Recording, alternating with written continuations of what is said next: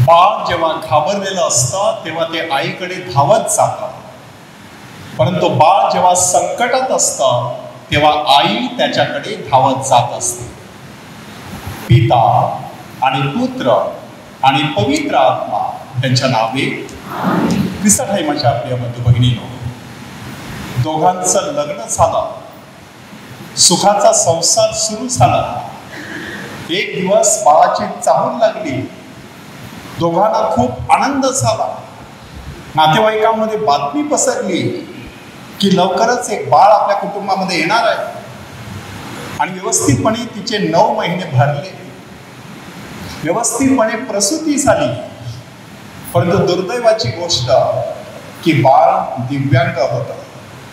एवढंच नाही तर त्यावेळेला झालेल्या अति रक्तस्रावामुळे आई त्या प्रसंगामध्ये मरण पावली.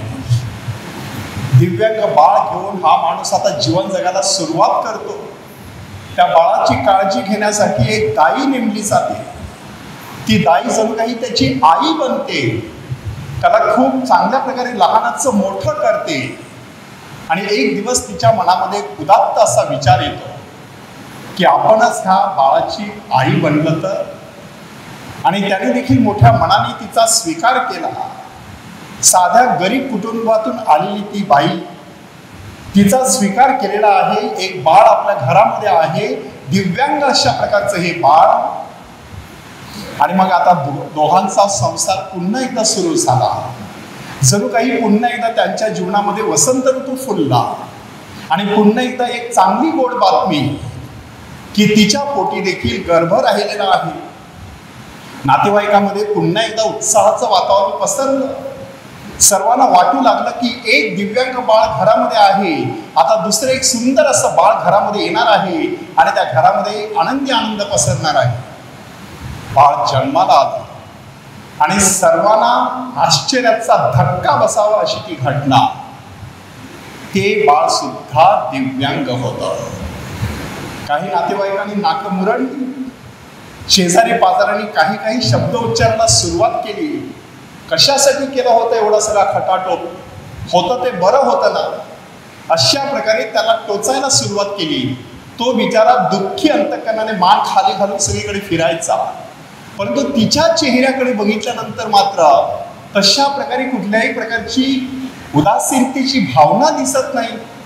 व्यवस्थितपणे दोन्ही बाळांचं ती संगोपन करत आहे, त्यांना लहानाचं मोठं करत आहे. आणि मग आमच्या एका संस्थेने तिची मुलाखत घेतली.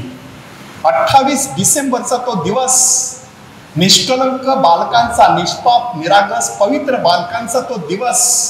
आणि त्या दिवशी दिव्यांगांचा मेळावा भरलेला.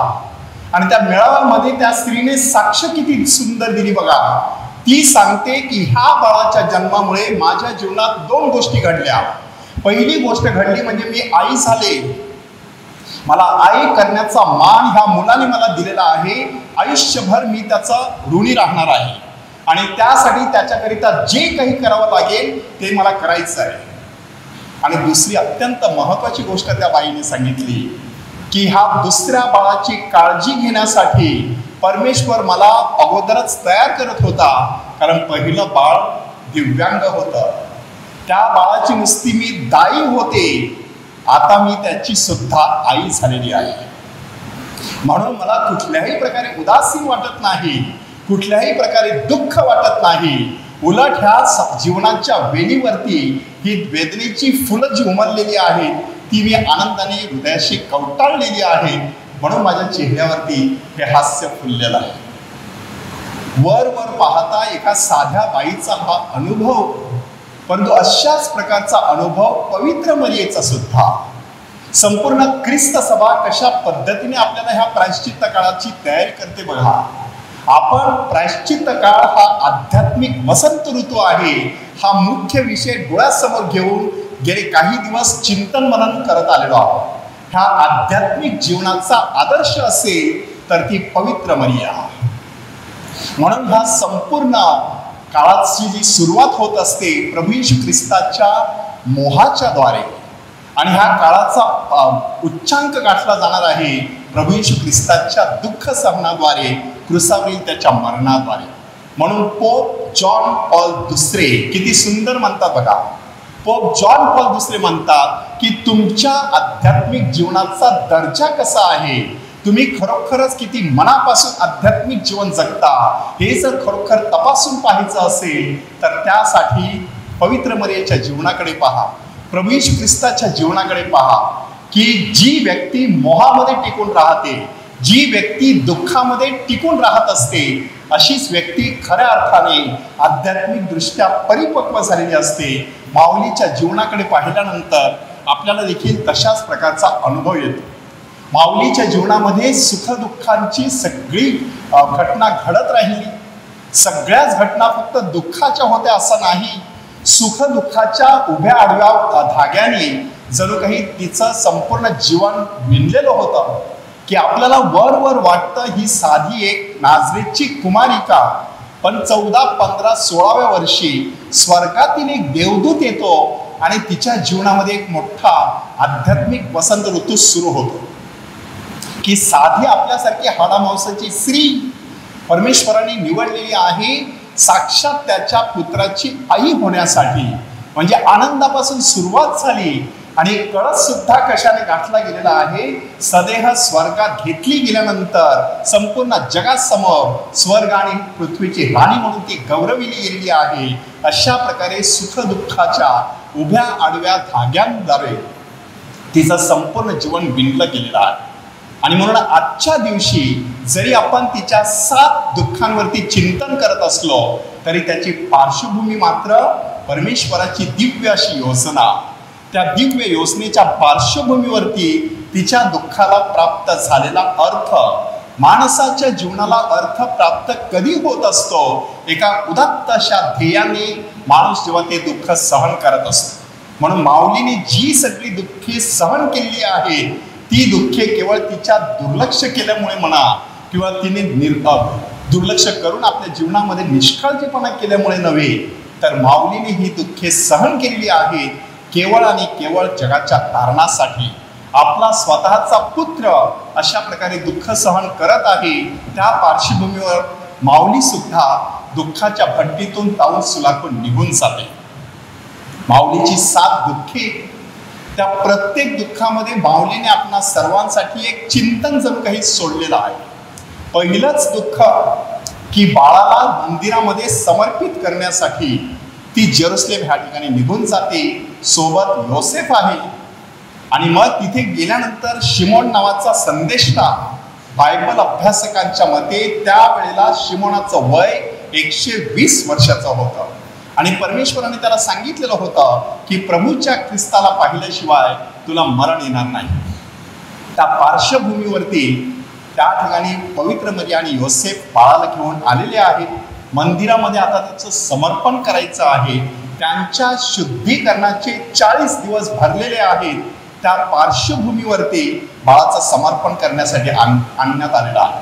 त्या बाळाविषयी सुंदर असं भाकीत करण्यात आलं की इस्रायलामध्ये अनेकांचे पडणे आणि पुन्हा उठणे ह्यांचं चिन्ह होण्यासाठी आणि ज्याच्या विरुद्ध लोक बोलतील अशा प्रकारचं चिन्ह होण्यासाठी ह्याला नेमलेलं आहे.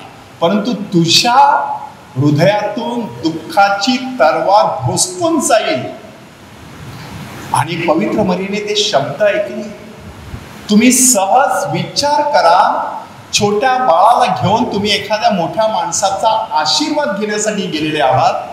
तुमची अपेक्षा आहे की काहीतरी चांगलं त्या माणसाने बोलावं, की बाळाचे पाय पाळण्यामध्ये दिसत आहे, बाळाच्या जीवनामध्ये अतिशय उज्ज्वल असं भवितव्य दडलेलं आहे.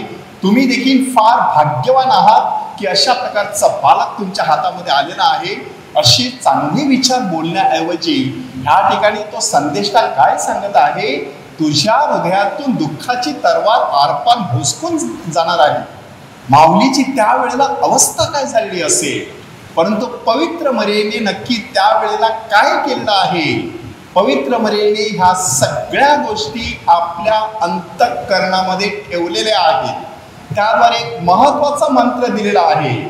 जेव्हा माणसाच्या जीवनामध्ये अशा प्रकारे दुःखाचा प्रसंग येत असतो त्यावेळेला माणसाने नम्रपणे आपल्या अंतःकरणामध्ये त्या सगळ्या गोष्टी ठेवून त्याच्यावरती मनन चिंतन करायचं असतं.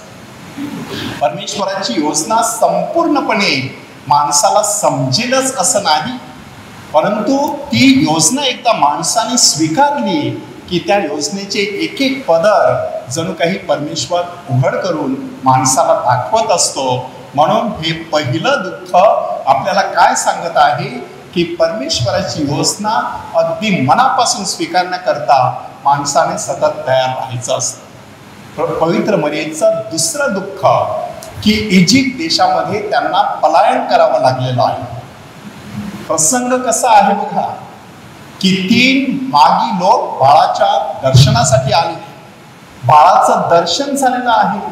हेरोदाच्या लक्षात आलेलं आहे की मागी लोकांनी आपल्याला फसवलेलं आहे, ते परत आपल्याकडे आले नाही. बाळ नक्की कुठे आहे ते आपल्याला सांगितलेलं नाही.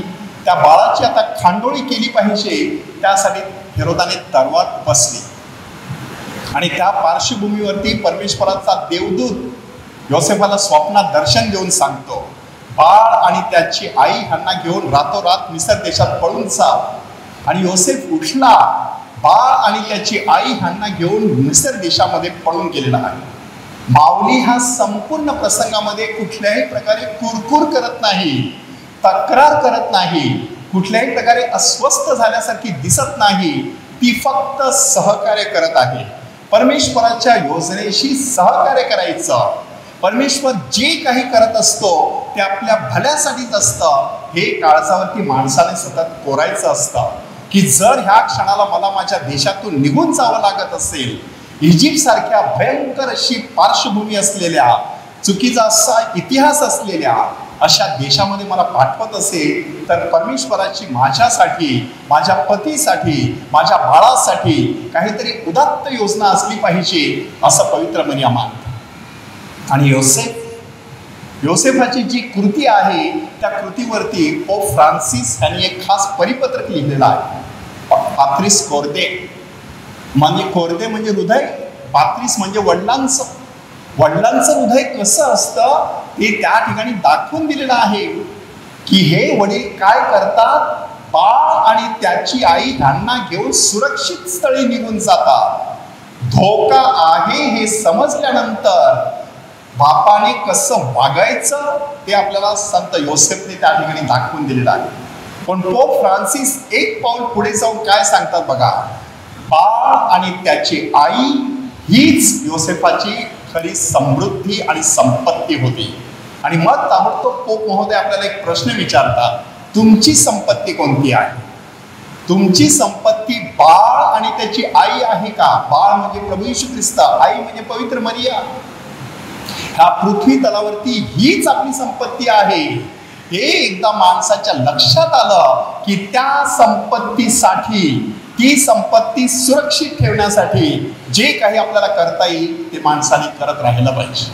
माणसाने स्वतःला हा प्रश्न विचारायचा की ह्या जगामध्ये मालमत्ता महत्वाची आहे की नीतिमत्ता महत्वाची आहे? मालमत्ता सुरक्षित ठेवण्यासाठी माणूस केवढा आटापिटा करत असतो, पैसे बँकेत भरत असतो, सोनं आणि नाणं वस्तू वगैरे बँकेमध्ये ठेवत असतो, त्याच्यावरती पैसे घेत असतो. अशा प्रकारे कडी कुलपामध्ये आपली सगळी संपत्ती ठेवत असतो, आपल्या मालमत्तेभोवती कुंपण घालत असतो. म्हणजे ह्या पृथ्वी तलावरील मालमत्तेचं रक्षण करण्यासाठी माणूस एवढा जीवाचा आटापिटा करत असतो. नीतिमत्तेचं रक्षण करण्यासाठी, बाळ येशूचं रक्षण करण्यासाठी योसेफाने, पवित्र मरियेने केवढे काबाड कष्ट घेतलेले आहेत बघा. माऊलीच्या ह्या दुःखामध्ये काय दडलेलं आहे?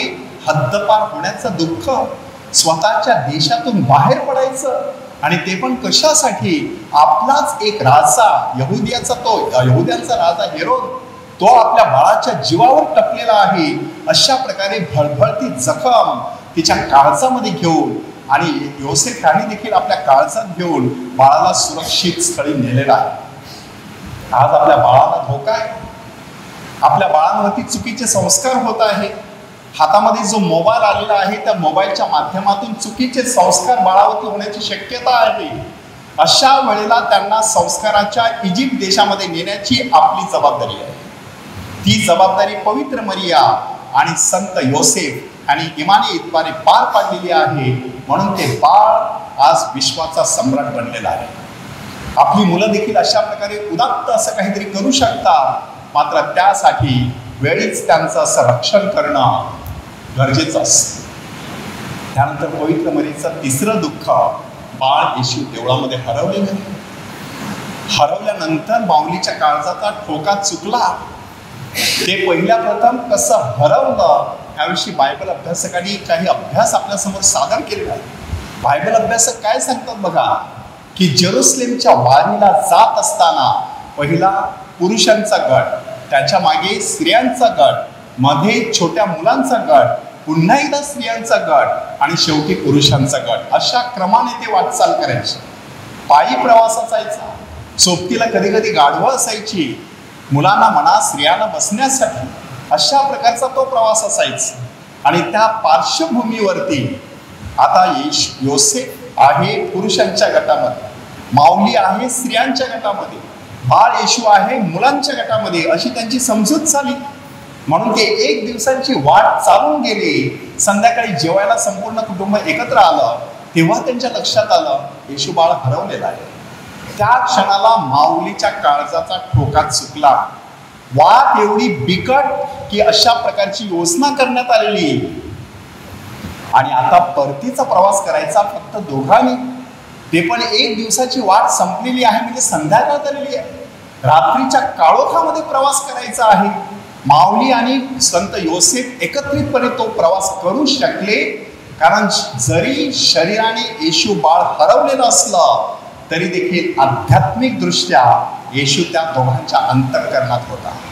तो त्यांचं सर्वस्व होता. ते बाळ लहानाचं 12 वर्षाचं होत असताना त्याने पाहिलेलं होतं.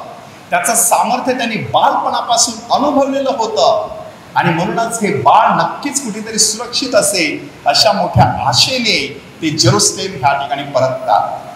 त्यांचं ते परतणे देखील आपल्याला केवढं शिकवतं बघा. माणसाच्या जीवनातला परमेश्वर जेव्हा हरवतो तेव्हा माणसाने जेरुसलेमच्या मंदिराच्या दिशेने वाटचाल करायची असते. ते जेरुसलेमचं मंदिर प्रतीक आहे आध्यात्मिक जीवनाचं, की पुन्हा एकदा आपल्या आध्यात्मिक जीवनाकडे वळायचं असतं, पुन्हा एकदा प्रार्थना सुरू करायची असते. हरवलेला परमेश्वर तुम्हाला भेटल्याशिवाय राहणार नाही. आणि त्यांना येशू पुन्हा कुठे भेटला? गुरुजनांमध्ये. तिथे कशासाठी गेला होता? बार मित्सवा नावाचा विधी साजरा करण्यासाठी. त्या विधीमध्ये मोशेचं नियमशास्त्र हिब्रू भाषेमध्ये वाचून दाखवायचं. ते वाचून दाखवल्यानंतर त्या बाळाला अधिकृतरित्या परवानगी दिली जायची. सभास्थानामध्ये वाचन करण्याचा अधिकार त्याला प्राप्त व्हायचा. येशू नुसता तेवढा अधिकार तिकडे दाखवत नाही, गुरुजनांमध्ये बसून त्यांच्या प्रश्नाची उत्तरं देत असणार त्यांना सापडला, आणि त्याला पाहून त्यांना आनंद झाला. दुःखामध्ये देखील परमेश्वर अधूनमधून आपल्याला आनंदाचे प्रकाश किरण दाखवत असतो. म्हणून माणसाने दुःखाला घाबरून जायचं नसतं. त्या दुःखाच्या घनदाट अरण्यामध्ये कुठे एखादा छोटासा प्रकाश किरण आहे, तो माणसाने सतत शोधत राहायचं असतं. तसा प्रकाश किरण त्या दोघांना दिसतो. माऊलीची भूमिका आईची आहे. तिने आता त्याला खडचवायला सुरुवात केली, की बाळा तू आमच्याबरोबर असं का वागलास? तुझे वडील आणि मी कशी होऊन तुझा शोध घेत राहिलो. येशू बाळाने उत्तर किती सुंदर दिलेलं आहे, की जे उत्तर आपल्या मुलाबाळांच्या मुखावर असलं तर आपण सगळे आई वडील केवढे धन्य असणार आहोत. तुम्ही माझा शोध करीत राहायला हे कसे? मी माझ्या पित्याच्या घरात असावे हे तुमच्या लक्षात आलं नाही का? आपली मुलं आपल्या पित्याच्या घरात असावी हे आपलं मोठं भाग्य असतं. जेव्हा आपली मुलं बाळा देवळाच्या आवारात असतात, देवाच्या जवळ असतात, प्रार्थनेसाठी असतात, वेदीवरती असतात, तेव्हा आपण सगळेजण भाग्यवान असतो. माऊली दुःखाची तरवार हृदयामध्ये बाळगत आहे, पण त्या दुःखाच्या तरवारीमध्ये उद्याचा उषाकाल दडलेला आहे. तो उषाकाल त्या ठिकाणी जणू काही सादर करण्यात आलेला आहे बाळाच्या भेटीद्वारे. आणि नंतर आपल्याला काय सांगण्यात आलेलं आहे? त्याला घेऊन आई वडील पुन्हा एकदा नाझरेतात गेले. तो त्यांच्या आज्ञेत राहिला. ह्या ठिकाणी बार मित्सवा म्हणजे आज्ञांचा पुत्र म्हणून जाहीर केला गेला जेरुसलेमच्या मंदिरात.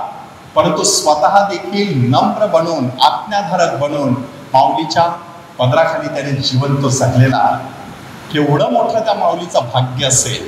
म्हणजे नुसती दुःखाची किनार माणसाने पाहायची नसते, दुःखाचे काळे ढग पाहायचे नसतात, त्याच्या पलीकडे लपलेला परमेश्वर माणसाने पाहायचा असतो. त्यानंतर चौथं दुःख आहे कालवारीच्या वाटेवरती पवित्र मरिया आणि येशू यांची झालेली भेट.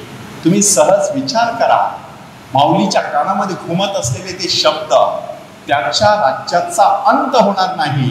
आणि आता ज्या पद्धतीने प्रवास सुरू झालेला आहे त्यामुळे माऊली थोडीशी अस्वस्थ किंवा विचलित झाली असण्याची शक्यता आहे. परंतु माऊलीचे शब्द काय होते? पहा मी प्रभूची दासी आहे, आपण सांगितल्याप्रमाणे माझ्या बाबतीत घडून येऊ. अशा प्रकारे माऊलीचे ते शब्द होते. प्रभू येशू ख्रिस्ताचे शब्द काय होते? गेतशेमानी बागेमध्ये त्यांनी उच्चारलेले शब्द, बापा शक्य असेल तर हा प्याला माझ्यापासून दूर कर, पण माझ्या इच्छेप्रमाणे नव्हे तुझ्या इच्छेप्रमाणे. कालवारीच्या वाटेवरती माता आणि पुत्राची झालेली ती भेट म्हणजे दोन आज्ञाधारक व्यक्तींची झालेली ती भेट असते. दुःख कधी सौम्य बनत असतं? जेव्हा त्याला आज्ञाधारकपणाची झालर लागलेली असते तेव्हा ते दुःख सौम्य झालेलं असतं. माऊलीचा आज्ञाधारकपणा, प्रभू येशू ख्रिस्ताचा आज्ञाधारकपणा आणि त्यातून उमललेलं ह्या दुःखाचं हे कमळ, जणू काही त्या चिखलामध्ये उमललेलं कमळ आज आपल्या क्रूसाच्या वाटेच्या भक्तीमधील चौथं स्थान मिळवून झालेलं आहे. म्हणून अशा प्रकारे आपल्या समोर आपलाच माणूस दुःख भोगत आहे हे पाहिल्यानंतर आपला काळी चिरून चाललं तरी माणसाने घाबरून जायचं नसतं. अशाही वेळेला माणसाने धीर बाळगायचं असतं. लातूर ह्या ठिकाणी मोठा भूकंप झाल्याचं तुमच्यापैकी काहींना आठवत असेल की 30 सप्टेंबर 1992 सकाळी 3:56 वेळ म्हणजे 4 कमी होती. आणि अशा वेळेला भयंकर असा भूमिकंप त्या ठिकाणी झाला आणि कितीतरी लोक त्या ठिकाणी बेघर झाले, मोठ्या मोठ्या ठिकाणाखाली गाडले गेले. Tata institute of social science आणि निर्मला निकेतन सोशल वर्कचं कॉलेज आणि एकत्रितपणे तिकडचा सर्वे करण्यासाठी सेमिनरीमधील आम्हा काही ब्रदरांना तिकडे पाठवलेलं. तिथून आल्यानंतर आम्ही काही अनुभव कथन केले. त्यातील 2 अनुभव किती बोलके आहेत बघा. पहिला अनुभव आहे एका स्त्रीचा, चेहऱ्यावरती हास्य आहे. मोठं दुःख कुटुंबामध्ये येऊन गेलं असेल असं कोणालाही वाटणार नाही. अशा प्रकारचं हास्याचं कमळ तिच्या चेहऱ्यावरती फुललेलं आहे. सहज आमच्यापैकी कोणीतरी तिला प्रश्न विचारला, तुमचं कसं काय चाललेलं आहे? आणि त्या बाईने काय सांगायचं, आम्ही सर्वजण एका घरात झोपलो होतो आणि मी फक्त 5 मिनिटासाठी घराच्या बाहेर गेले होते. इतक्यामध्ये भूमिकंप झाला. मोठा दगड माझ्या 4 मुलींच्या अंगावरती पडला. त्या 4ही मुली त्याच्या खाली चिरडून गेल्या. 4 मुली चिरडून गेलेल्या आहेत. ही बाई आता एकटी राहिलेली आहे, तरी देखील चेहऱ्यावरती कुठल्याही प्रकारचं दुःख नाही. ती काय सांगत आहे, मला कशाला देवाने जिवंत ठेवलं त्याच्यावरती मी चिंतन केलं. मला सापडलेलं उत्तर एवढंच आहे, त्या 4 मुलींच्या प्रती तुझी काही कार्यकर्तव्य होती, ती कदाचित परमेश्वराने तुझ्याकडून काढून घेतलेली आहेत. आता ज्यांच्या जीवनामध्ये अशी ऐपत नाही अशांची माता बनण्यासाठी परमेश्वर तुला बोलावत आहे. म्हणून ती बाई त्या ठिकाणी सगळ्याला मदत करण्यासाठी की आम्ही फॉर्म्स भरत आहोत, आम्ही डिटेल्स भरत आहोत, त्याच्यासाठी सगळ्यांना बोलावण्यासाठी जे काही तंबूमध्ये बसले होते त्या सगळ्यांना बोलावत होते. दुसऱ्या एका बाईची कथा की ऑक्टोबरचा महिना आहे, ऊन टळटळत आहे. आमचे एक ब्रदर झोळीमध्ये टोपी शोधत आहेत, त्याला टोपी मिळत नाही. खडकावरती बसलेले आहेत, आता फॉर्म भरायला लागलेले आहेत. इतक्यामध्ये एक बाई त्या तंबूमध्ये जाते. तात्पुरता निवारा तयार करण्यात आलेला होता त्या तंबूमध्ये जाते आणि फाटकी तुटकी एक छत्री त्याच्यातून बाहेर काढते आणि ह्या ब्रदरांच्या डोक्यावरती धरते. आणि मग त्या ब्रदरांनी साक्ष किती सुंदर दिली बघा. ज्यांच्या डोक्यावरचं छप्पर निसर्गाने काढून टाकलेलं आहे त्या व्यक्ती माणसाच्या डोक्यावरती छत्तर धरण्यासाठी तयार होतात, तेव्हा त्या माणुसकीचा तो दुसरा पुरावा कोणता पाहिजे? त्या बलदंड अशा भूकंपामध्ये माणसं मरण पावली होती, परंतु माणुसकीची ज्योत मात्र तो भूकंप विझवू शकला नव्हता. दुःखामध्ये माणूस होरपळून जाऊ शकतो, परंतु परमेश्वरावरील श्रद्धा, एकमेकांविषयीचं प्रेम, माणसामध्ये असलेली माणुसकी दुःख कधी विझवू शकत नाही. ते सतत जागं असतं, मात्र त्याची जाणीव ठेवणं माणसाने फार गरजेचं असतं. माऊलीने आणि येशूने नेमका कालवारीच्या वाटेवरती तेच केलेलं आहे. एवढं मोठं दुःख गिळायचं, परंतु अंतःकरणामध्ये तारणाची योजना सतत जागृत ठेवायची. दोघांनी वाटचाल एकत्र सुरू केली.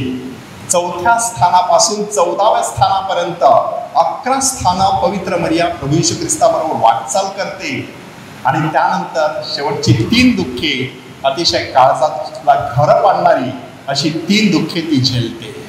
पहिलं दुःख म्हणजे प्रभू येशू ख्रिस्ताला क्रुसावरती खेळण्यात आलं तो क्षण, त्याच्या कुशीतून भाला घुसकण्यात आला तो क्षण. विचार करा, आपला मुलगा क्रुसावरती टांगलेला आहे, आपल्याला काहीच करता येत नाही, अशा प्रकारची हतबल झालेली, असहाय्य झालेली अशी स्त्री म्हणजे पवित्र मरिया. संत अगस्तीन काय म्हणतात बघा, की ज्या क्षणाला येशूच्या कुशीमध्ये भाला भोसकण्यात आला, त्यावेळेला तो भाला माऊलीच्या काळजामध्ये देखील आरपार केला. एवढी माऊली प्रभू येशू ख्रिस्ताच्या दुःखाशी एकरूप झालेली. म्हणून संकटामध्ये कधीच माणसाने एकमेकांची साथ सोडायची नसते. संकट आणि दुःख भोगायचं तर एकत्रितपणे भोगायचं. फायर प्रूफ नावाचा चित्रपट आहे. त्या चित्रपटामध्ये स्त्री जी आहे ती अविश्वासूपणे जीवन जगते, पुरुष मात्र शेवटपर्यंत तिला साथ देत राहतो आणि शेवटी तिला पुन्हा एकदा आपल्या संसारामध्ये सामील करून घेतो. ही प्रेमाची ताकद असते. दुःखामध्ये साथ सोडायची नाही असा संदेश आपल्याला त्या ठिकाणी दिला जात असतो. त्यानंतर प्रभू येशू ख्रिस्ताचं अमृत देह माऊलीच्या हाती देण्यात येतो. ज्यावेळेला बेथलेहेम ह्या ठिकाणी ते शरीर होतं, तेव्हा केवढी स्वप्ने तिच्या डोळ्यासमोर चमकली असते. आता निश्चित पडलेला देह पवित्र मरियेच्या मांडीवरती आहे. काय तिला त्या क्षणाला वाटलं असेल? आपल्या अगोदर आपल्या मुलाचा मृत्यू व्हावा ते पाहण्याचं दुर्भाग्य आपल्याला वाटेला यावं, असा अनुभव कितीतरी मातांनी घेतलेला आहे. त्यांचं दुःख आयुष्यभर कधीच कमी होत नसतं. त्या सर्वांशी जणू काही पवित्र मरिया एकरूप झालेली आहे. आणि शेवटी येशूला थडग्यामध्ये पुरण्यात आलं तो क्षण, माऊली पडली एकटी, अशा प्रकारच्या गायनामध्ये आपण बोलत असतो. माऊलीला जणू काही सगळा काही जो आधार होता तो आधार तुटलेला आहे. आणि अशा पार्श्वभूमीवरती योहान हा प्रिय शिष्य माऊलीची जबाबदारी घेतो. बिशप फुलटन शीन ह्याने 7 सॉरोज ऑफ मदर मेरी नावाचं एक पुस्तक लिहिलेलं आहे. त्या पुस्तकाच्या शेवटी आपल्या सर्वांसाठी एक प्रश्न विचारलेला आहे. क्रुसाच्या पायथ्याशी उभे असताना प्रभू येशू ख्रिस्ताने पवित्र मरियेला योहानाच्या हाती सोपवलं, तसं त्याने आज आपल्या हाती सोपवलेलं आहे. ती माऊली आपल्या काळजामध्ये घर करून राहिलेली आहे का? ती माऊली आपल्या घरामध्ये पोहोचलेली आहे का? त्या माऊलीचा पुरेपूर सन्मान आपण करत असतो का? त्या माऊलीला देण्यात येणारी भक्ती म्हणजे पवित्र मरियेची रोजरी, नित्यसहायक मातेची प्रार्थना, इतर बऱ्याच अशा नोवेनाच्या प्रार्थना, त्याद्वारे आपण तिच्या जीवनाशी एकरूप होण्याचा प्रयत्न करत असतो का? असं ज्या वेळेला माणूस करत असतो, इतरांच्या दुःखामध्ये सहभागी होत असतो, आपलं दुःख माणूस अशा प्रकारे घटाघटा पीत राहतो, त्यावेळेला तीच माऊली संकटाच्या काळामध्ये आपल्या मदतीला धावत येत असते. कारण बाळ जेव्हा घाबरलेलं असतं तेव्हा ते आईकडे धावत जातं, परंतु बाळ जेव्हा संकटात असतं तेव्हा आई त्याच्याकडे धावत जात असते. पिता आणि पुत्र आणि पवित्र आत्मा यांच्या नावे आमेन.